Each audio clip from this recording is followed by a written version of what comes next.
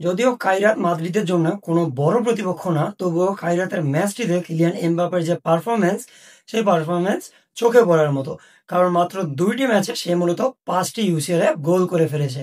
যেখানে কালকে সে মূলত একটা হ্যাটট্রিক কমপ্লিট করেছে, যার মাধ্যমে এট দ্য এজ অফ 27 সে ইউসিএল এর টপ হ্যাটট্রিক করা প্লেয়ারদের মধ্যে একজনে পরিণত হয়েছে।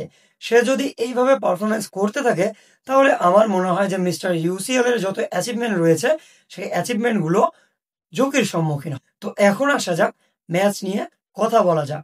তো টিপিক্যাল জাবি অ্যালোনসো যেরকম কাজ করে, ঠিক একই কাজ করেছে। সে মূলত নতুন একটা স্টার্টিং 11 নিয়ে মাঠে নেমেছে, যেখানে গোল পোস্টে রয়েছিল থিবো কর্তোয়া, দুইজন ফুলব্যাক হিসেবে ছিল ফ্র্যাঙ্ক গার্সিয়া এবং গরিবের রামোস রাউল এসেন্সিও, এবং দুইজন সেন্টার ব্যাক ছিল আলাভা এবং ডিন হুইসান। মিডফিল্ডে যে দুইজন ছিল, সেই দুইজন হচ্ছে চুয়ামেনি এবং ড্যানি সাবায়স। এবং অ্যাটাকিং এ যারা রয়েছিল, ডান পাশে ছিল ভিনিসিয়াস জুনিয়র, সেন্টারে ছিল আর্দা গুলার এবং বাম পাশে ছিল মাস্তি, এবং স্ট্রাইকার পজিশনে অ্যাজ ইউজুয়াল কচ্ছ। তো গত ম্যাচে কাইরাতের বিপরীতে রিয়াল মাদ্রিদ যে একটা আহামরি পারফরমেন্স দিয়েছে, সেটা আমি বলবো না। কারণ তাদের পারফরমেন্সটা আমার ঠিকঠাক কাজ চালিয়ে নেওয়ার মতোই মনে হয়েছে, আহামরি কিছু মনে হয়নি। কারণ কাইরাত মাদ্রিদকে মূলত ভালোই থ্রেট করতেছিল, যেখানে 10 সেকেন্ডে তারা মূলত প্রায় একটা গোলই করে বসেছিল। যদি সেখানে থিবো কর্তোয়া না থেকে অন্য কেউ থাকতো, তাহলে এটা প্রায় গোলই হতো বলে আমার মনে হয়েছিল।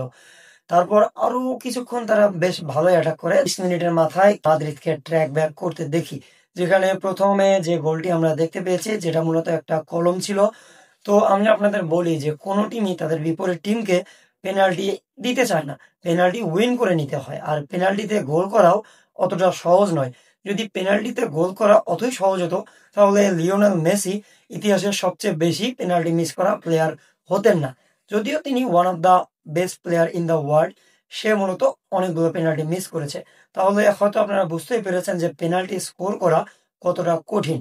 তো সেক্ষেত্রে প্রথমে যে পেনাল্টিটা উইন করে মাস্তি, সেটা মূলত এমবাপ্পে গোল স্কোর করে। দ্বিতীয় যে গোলটি আসে, সেই দ্বিতীয় গোলটি জিরো বা থিবো কর্তোয়া লং শট থেকে বলটিকে ক্যারি করে নিয়ে কিলিয়ান এমবাপ্পে এটাকে গোলে পরিণত করে। এবং তৃতীয় যে গোলটি আসে, সেই গোলটির আগে মূলত ভিনিসিয়াস জুনিয়রকে সাব অফ করানো হয় এবং বাঙালি বয় রদ্রিগোকে ফিল্ডে নামানো হয়। এবং রদ্রিগোর একটি কি পাস থেকে আর্দা গুলারের লিটল ফ্লিক থেকে বলটি কিলিয়ান এমবাপ্পে পায় এবং কিলিয়ান এমবাপ্পে তার হ্যাট্রিক পূরণ করে।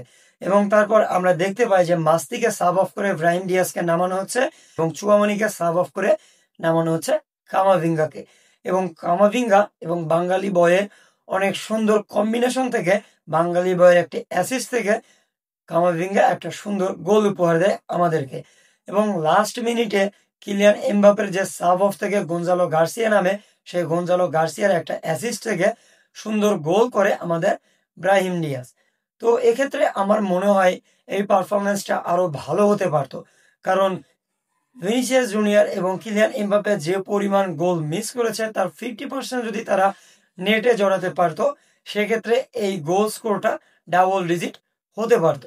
তো আপনাদের কি মনে হয় যে এই পারফরমেন্স দিয়ে কিলিয়ান এমবাপ্পে বা এই রিয়াল মাদ্রিদ কি বার্সেলোনা, লিভারপুল, অ্যাথলেটিকো মাদ্রিদকে আটকাতে পারবে বা চেলসিকে সেইভাবে থ্রেট করতে পারবে? কমেন্ট বক্সে জানাতে পারেন।